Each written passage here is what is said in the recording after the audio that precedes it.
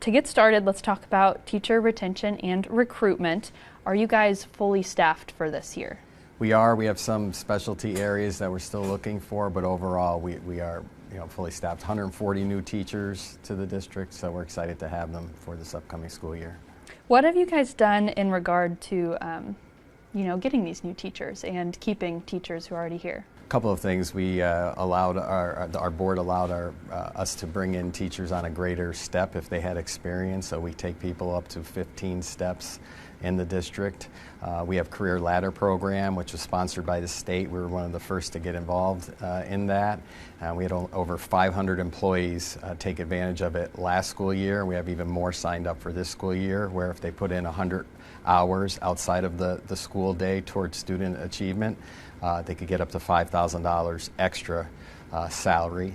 And we've also added a pre-K program for staff. And we have over 50 students enrolled for this coming school year that will be students of staff at all levels, teachers, secretaries, administrators, janitors, all involved in the program. And I saw that in the budget this year, teachers' salaries are getting, I believe, a $1,300 raise, the highest raise in about 15 years. Why is this so important for these teachers? It was a total of $2,000 when you take everything combined. So highest in 15 years. They deserve it. We want to retain our teachers. We want to attract people.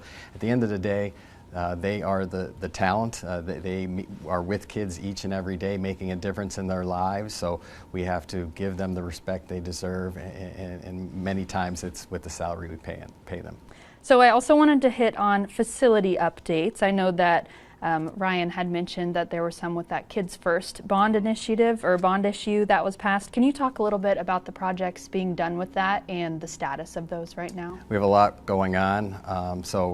Right now we're in talks for the pre-K building, which will serve our whole community. Up to 350 students will be able to attend.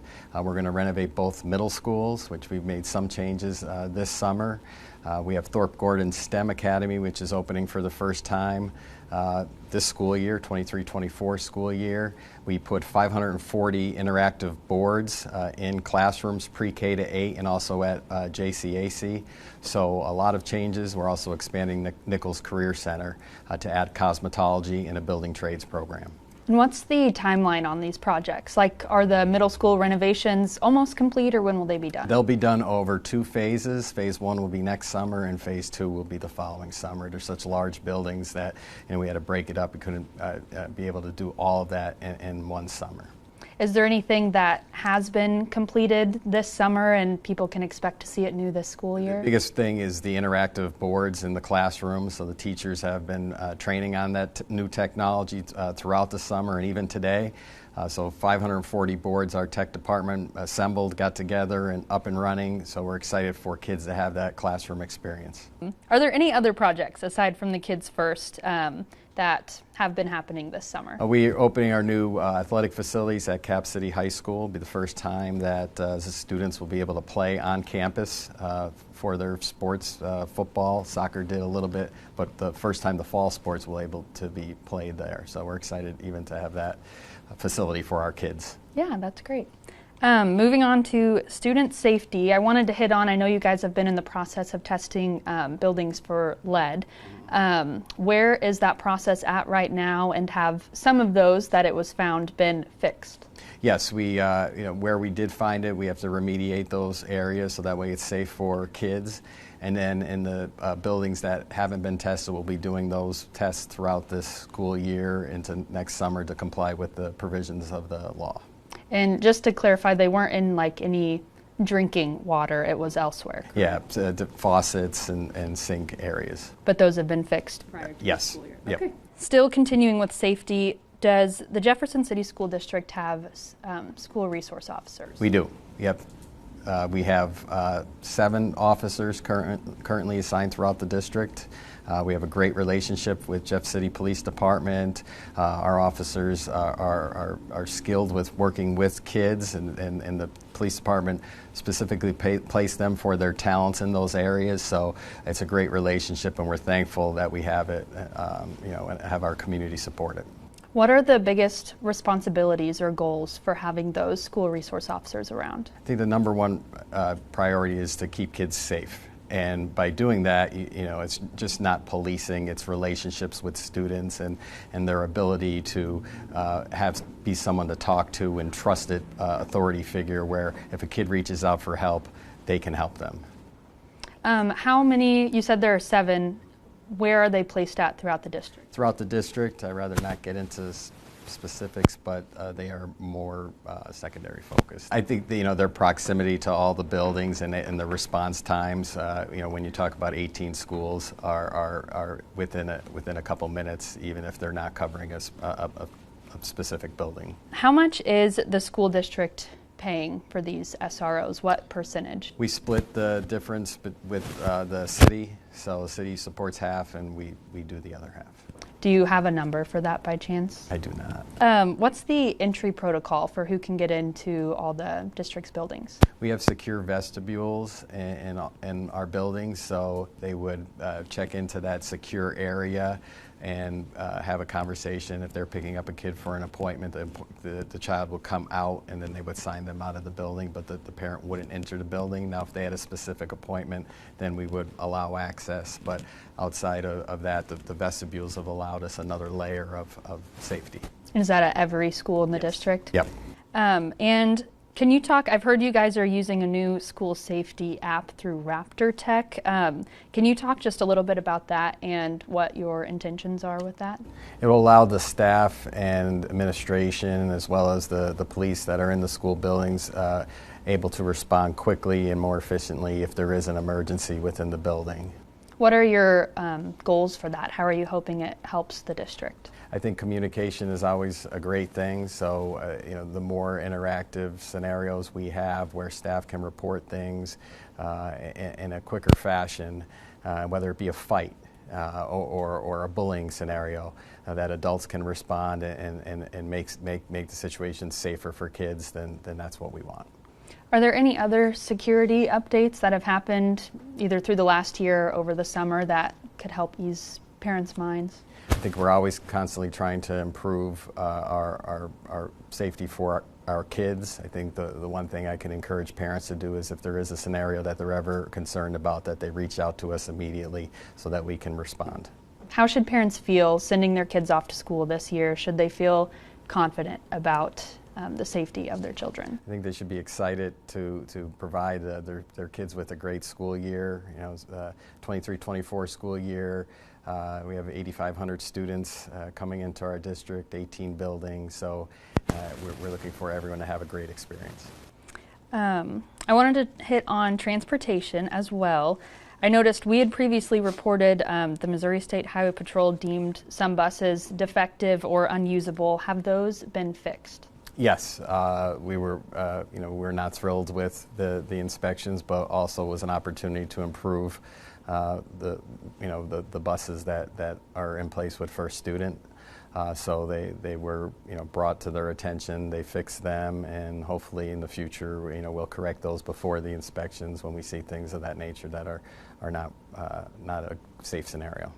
Do you have like a full lineup of buses then, a typical number? We have buses. I think what we're struggling, what you see nationwide, is with drivers. We have increased pay to try to attract more drivers for students, offering a bonus, signing bonus to attract them. We're also putting monitors on some of our buses that had elevated disciplines, trying to make it a better experience for drivers. But the struggle right now is staff. So that has caused us the biggest issue. Mm-hmm. Do you guys do all of that in-house, or do you have We have a company we contract with, First Student. Gotcha. Do you know the status of drivers right now? Do you have enough to get through the school year, or how much shorter is it than normal? I think we're down a few drivers from where we were pre-COVID, but enough to man the routes and have kids here and learning. The goal is to have everybody here on time, and that at times was a struggle last year because if you have, even if you're fully staffed on But when you have people calling sick during the winter and things of that nature, now you're down a route, you got to combine routes, and that causes those delays. So we're always trying to avoid that. So the more people, the better. So if people are interested, we encourage them to apply. I'm intrigued by the monitors you said that have gone on some buses. What totally is the purpose of those? Is it to hold drivers or students accountable, or both? What's the goal there? It's more to assist the driver. You know, it's a difficult thing when you're driving students and you have 40 or 50 kids behind you. You know, and your priority is obviously the kids that you're transporting, but also what's going on, you know, out on the highway. So this would enable support to support the kids and the driver. Was that on every bus you said? No, just specific ones where we know, are maybe longer runs where kids will be on there a while, or some that we had more disciplines than others, and we've seen, that 2 adults are sometimes better than 1, that's for sure. I wanted to also hit on attendance. Has attendance been an issue in the past for the district? I think that's one more thing we're focusing on this school year is, when we want kids to learn, we want them to grow and succeed, but if they're not in front of us, that's a problem. So coming out of the pandemic, that where people were home learning, for a period of time, we're hoping that we've seen our attendance rates go up in some areas and go down in others. And I think it's a big push for us this year. One of our main goals is to have kids in seat, because when they're with us, we know they'll do great things. And one of the things that has helped us attract kids into buildings are activities. And we've added some additional activities at the high school level, but also at the elementary and middle school level with the Career Ladder program. You have teachers after school doing clubs, yoga club and chess club, and drawing those kids into things where, hey, I want to be here because I don't want to miss those things. So those are some of the things where you're trying to have that relationship with kids, to have them, being here each and every day. So yes, it's a priority for us. Do you have any numbers, like from last year, what your attendance rate was? Not off the top of my head, but we can get it for you. Do you have a goal number this year for attendance rate? Over 90%, which is lofty. But we're gonna get there. Do you have any other ways you plan to reach that aside from these programs you mentioned? We're looking at alternative ways to get kids to school. So maybe if they miss that first bus that comes through their neighborhood, that is there a hotline they can call to send out another bus or get them to the building? Because even if they come in late, it's better than not coming at all. So those things, again, the clubs, the activities, the ways to draw kids in. And I think our educators, like today, they're going through at the elementary level and secondary level a learning fair where they're learning from each other things and techniques that work to draw kids into their classrooms.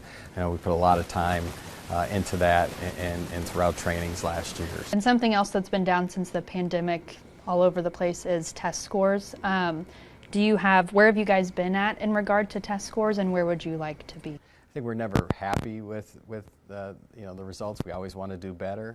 We want to continue to grow students. So what kids look like on day 1 versus the end of the school year, we want them to grow and become a better student, better person. At the elementary level and middle school level, we put in a great deal of work on our curriculum to align it and try our different teaching practices, and our staff has really been receptive to that and put in a lot of hard work. And at our secondary level, we're really happy with our scores, our advanced placement scores, which is a national test. This past year, we had 324 students pass an advanced placement exam. Back in 2018, we had 86. So we're thrilled that number keeps going up. We have 57 AP scholars in our district, which that's students who pass 3 or more advanced placement exams. So our goal at the end of the day is for every student who's college-bound or secondary-bound student, post-secondary student, to take at least one AP exam before they leave Jeff City. So we're hoping that as that trend continues to go up, we'll experience more success. And you mentioned, so you're focusing on middle school. Is that somewhere you specifically want to get better? Yes. I think we talked about before attendance and also focusing on our math scores at the middle school level. Those are 2 areas that we've really dialed in on. And I wanted to ask, well, I guess first off, is there anything that's specifically being done to help raise these? You mentioned focusing on the curriculum, that sort of thing. Anything else? I think the main thing, professional development, working with our educators on best practices. So, we looked at it in two ways. One, as far as, having some professional development on relationships with kids, getting them attracted to your classroom and feeling comfortable within your classroom. So on one end we did it that way, and then on the other end, curriculum-wise, as far as teaching practices and what's the best way to teach this math strategy, and what's successful maybe at the secondary level that could work at the middle school level, or what's been successful at the elementary level that could work at the middle school level. So getting all that feedback and trying to put together a package for kids that will raise student achievement. And we were talking before this interview, this is your second year here as superintendent. What did you learn in your first year, and what are your goals for this year? I think I've learned that what a great community we have and how they support our school district. We passed the Kids First Bond initiative with 68% of the vote, which shows a great faith in the direction that we're going, and that we're a true family-oriented district. The community supports it, families support us, our kids are happy to be here, and most importantly, our staff love working here.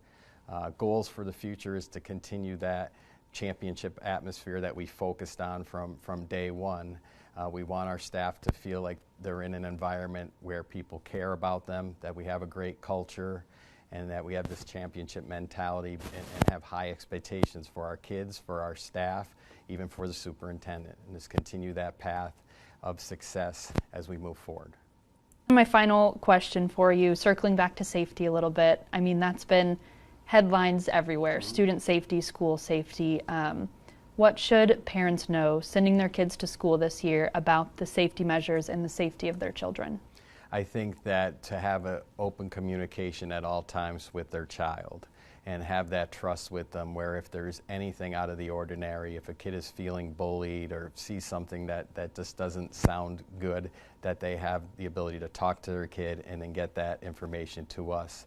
Our priority is if we can handle it within the school building, if it's a scenario where there's a bullying incident, that we can take care of that and put an end to it. If it's a more serious scenario, that we have the police department involved and on site ready to assist. So I think that would be the priority, to have that communication with your child, because it will ultimately lead to all of our success.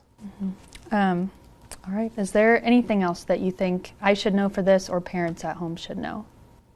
First day of school is August 21st. If they have to register students, we're taking them all through this week, and even if once school start, we usually have people coming in as well. So. All right. Well, I think that's all I have for you. Thank you.